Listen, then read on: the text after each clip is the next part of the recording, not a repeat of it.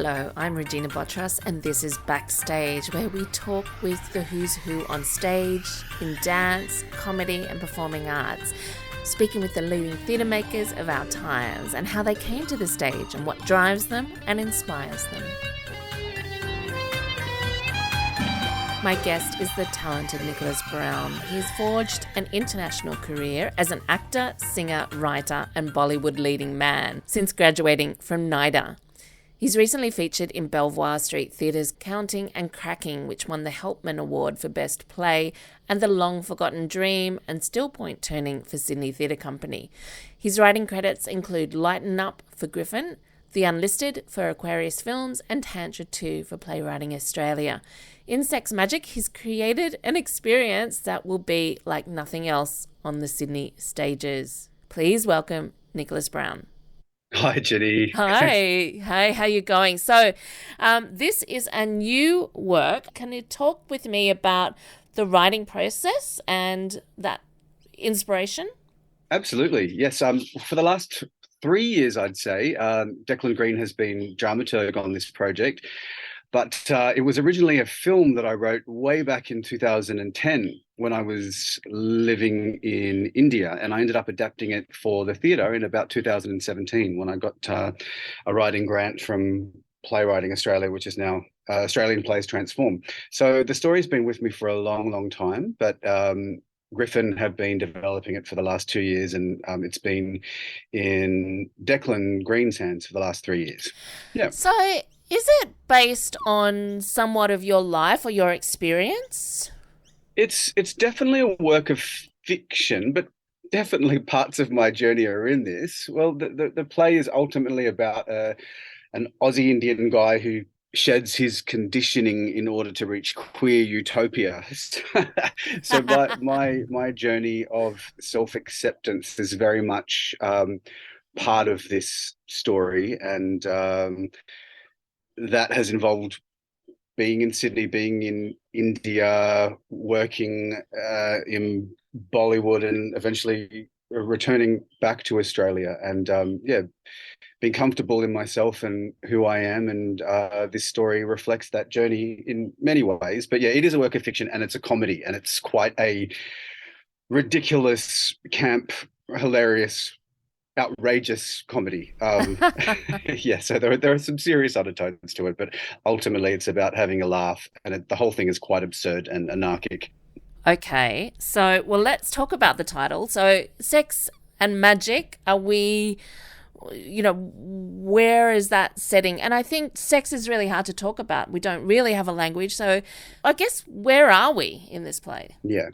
Well, the play is set in Sydney and India. And while I was living in India, I became super aware that sex and sexuality in a way is frowned upon, and people don't talk about sex at all, and men and women aren't allowed to hold hands in the street, and there's a moral police that go around not arresting people but telling people you can't kiss in the street, you can't hold hands, you can't do this and that. And I thought it was fascinating because men in the streets in India hold hands and often sleep next to each other and cuddle up to each other. Wow. So I found masculinity to be very different in India compared to Australia, and I felt really compelled to write a story about that.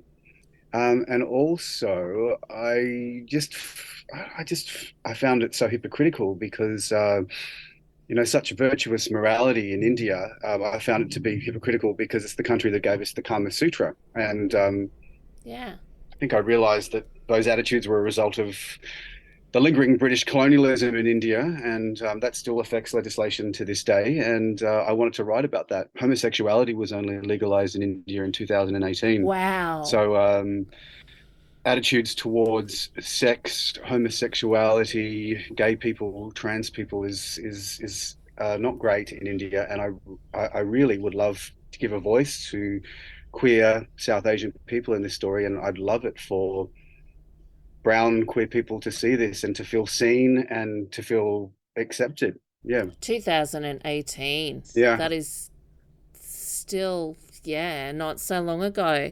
I was going, because that was one of the things I was going to ask. has it changed? In India or in Australia, you mean? Well, in India, because you go back there and what you've observed.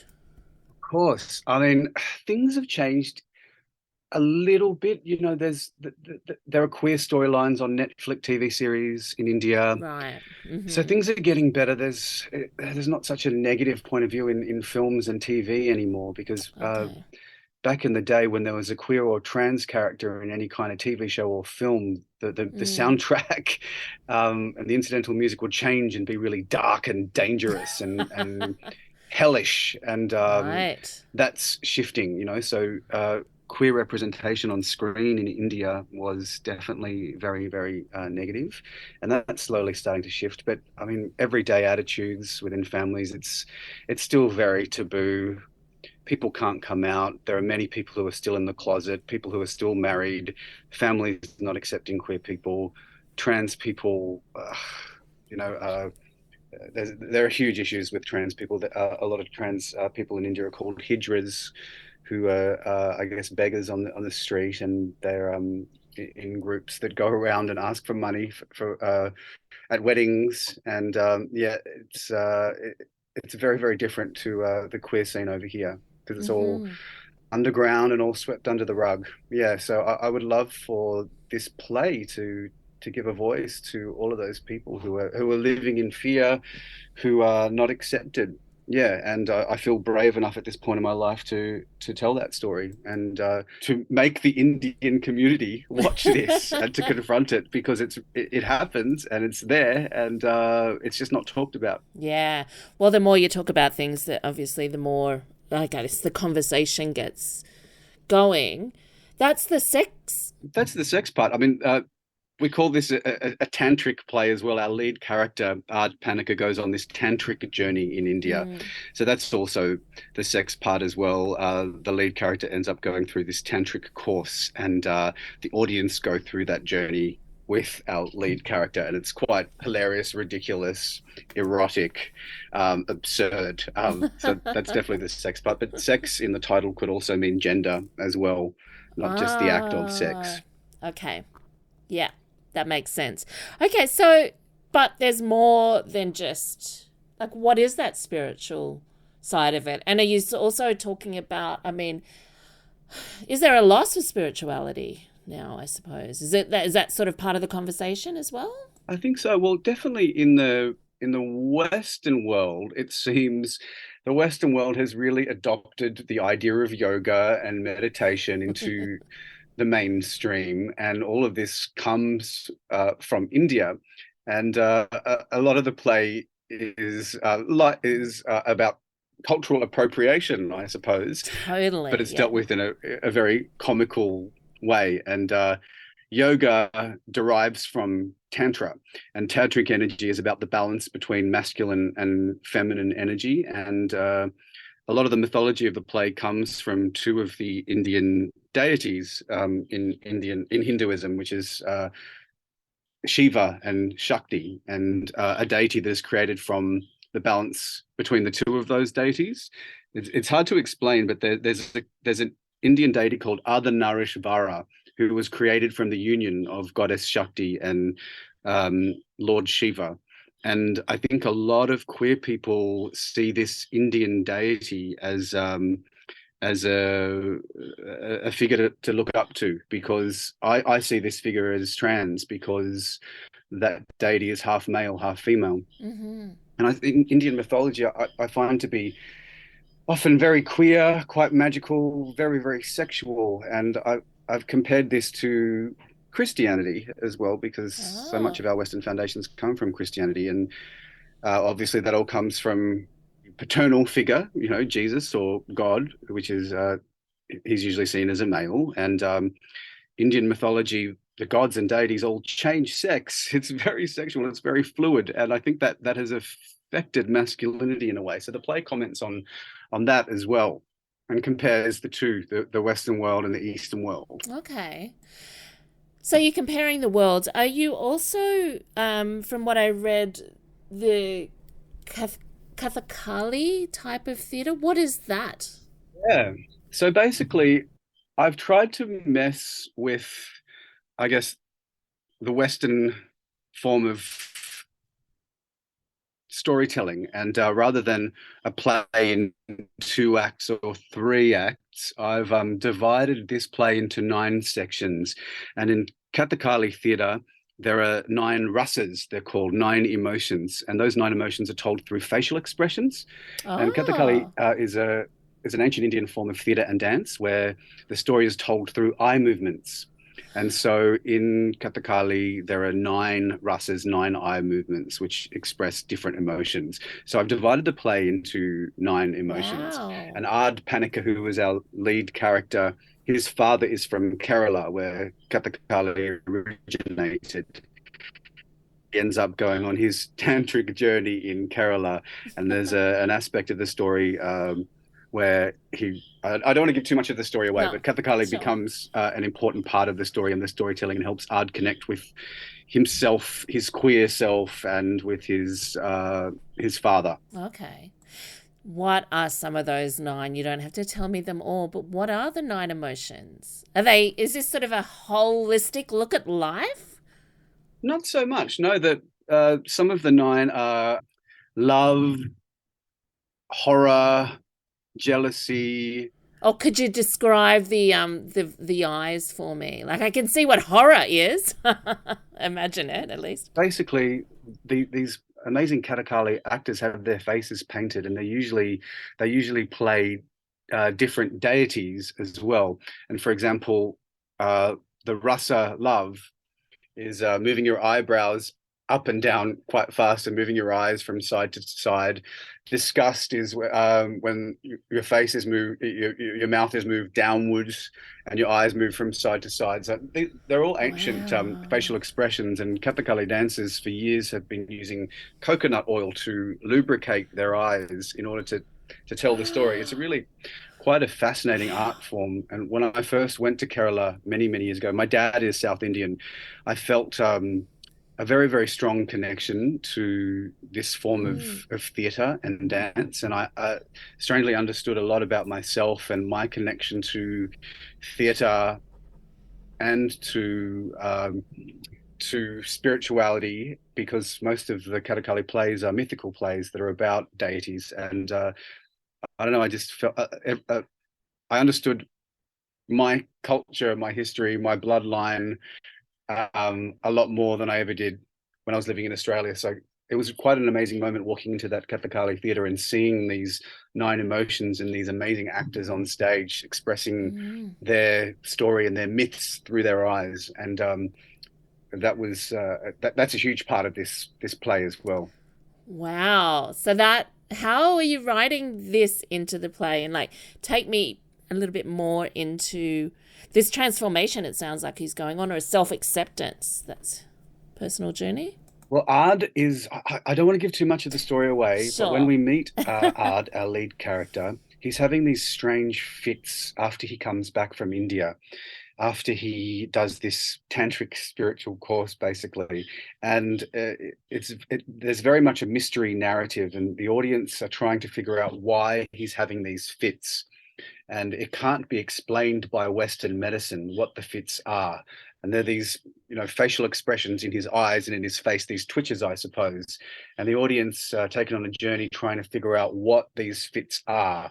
And those fits tie in with his history, his queerness, and with a very bizarre Kathakali storyline. I don't want to give too much more away, Okay. but his art's illness and these facial twitches and fits that he's having ties in with the Kathakali rasas and emotions. Okay.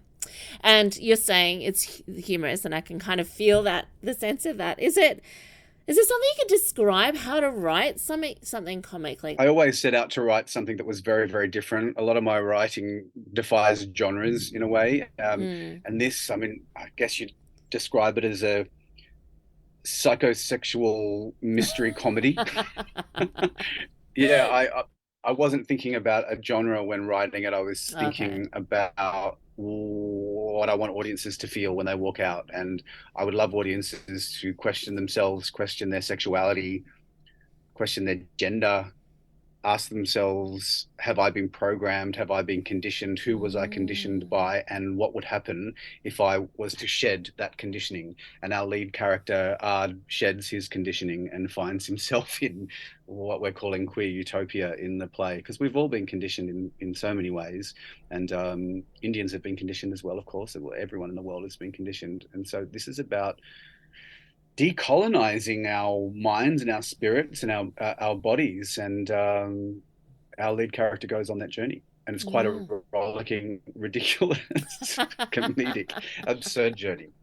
I'd love audiences to go on that journey with him and to question if they're confronted by the sexuality of this play. And my guess is that a lot of Indian audiences will be confronted. I'd love them to question why. Why are you confronted? Have you been conditioned to feel shame in regards to sex? Do you feel shame? And why? Sex is natural.